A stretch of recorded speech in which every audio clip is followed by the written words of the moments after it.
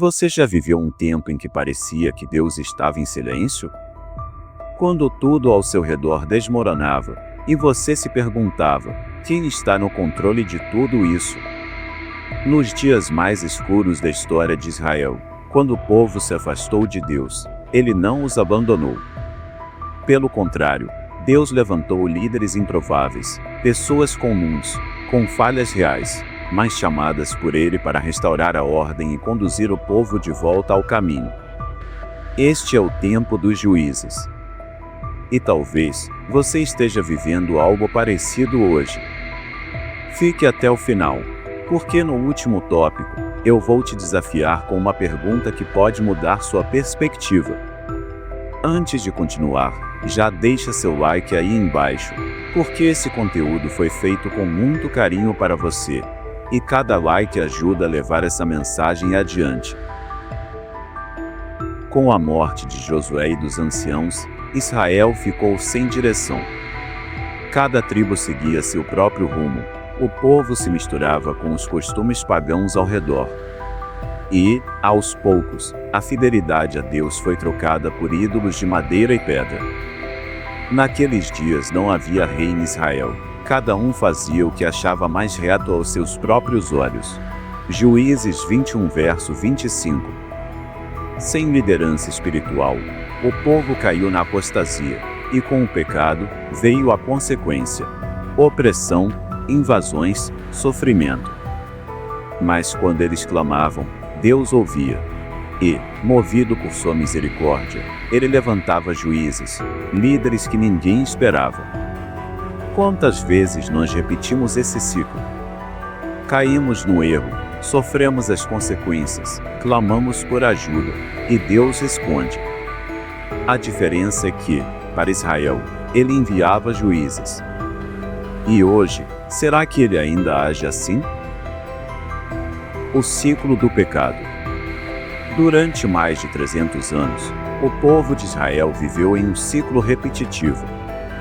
Eles se afastavam de Deus, eram entregues nas mãos dos inimigos, se arrependiam e clamavam, e Deus levantava um juiz para libertá-los. Esse ciclo nos revela algo profundo sobre Deus. Ele não nos abandona por causa do nosso pecado, mas também não ignora nossa rebelião. O tempo dos juízes é uma aula viva sobre justiça e graça, sobre como Deus corrige, mas também restaura. Os juízes, quem eram e como eles agiam? Os juízes não eram super-heróis, eram improváveis, frágeis, muitos nem queriam o chamado. Mas quando Deus chama, ele também capacita. Vamos conhecer alguns deles. Otniel, Juízes 3 versos 7 a 11. O primeiro juiz, um herói quase esquecido. Imagine a cena. O povo grita por socorro após 8 anos de escravidão, e Deus levanta Otniel, um homem comum, para libertá-los. E ele consegue. Israel viveu 40 anos de paz sob o seu reinado.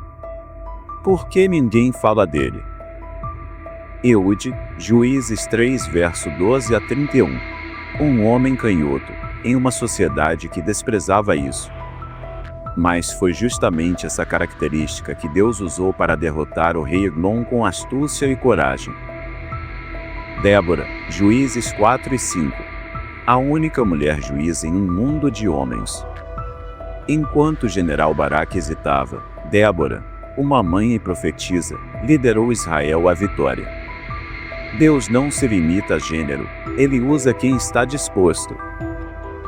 Gideão, Juízes 6 a 8.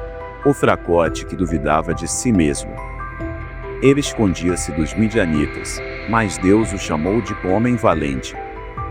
Com apenas 300 soldados, ele venceu um exército incontável.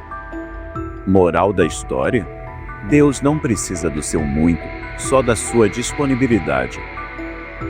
Jefté, Juízes 10 a 12. Rejeitado pela família, criado monge de sua tribo, mas escolhido para liderar em tempos de guerra. Um voto precipitado marcou sua história, mas sua fé o colocou entre os heróis da fé. Sansão, Juízes 13 e 16. o super-herói trágico. Ele tinha força sobrenatural, mas um coração fraco para os prazeres. Sua história termina em ruína, mas mesmo assim, Deus o usou. Isso não diz algo sobre a graça divina? Samuel, o último juiz. Um homem íntegro, que ungiu reis e fez a ponte entre o tempo dos juízes e o início da monarquia. O que une todos eles? Eles eram imperfeitos, mas obedientes, humanos, mas usados por Deus. A cronologia. Se você somar todos os anos de governo dos juízes, dá mais de 400 anos. Mas a Bíblia diz que esse período durou cerca de 320 anos. Como assim? A resposta está na sobreposição. Alguns juízes governavam tribos diferentes ao mesmo tempo. Historicamente, o período dos juízes começou entre 1356 a.C., com Otniel, e 1050 a.C., com a coroação de Saul.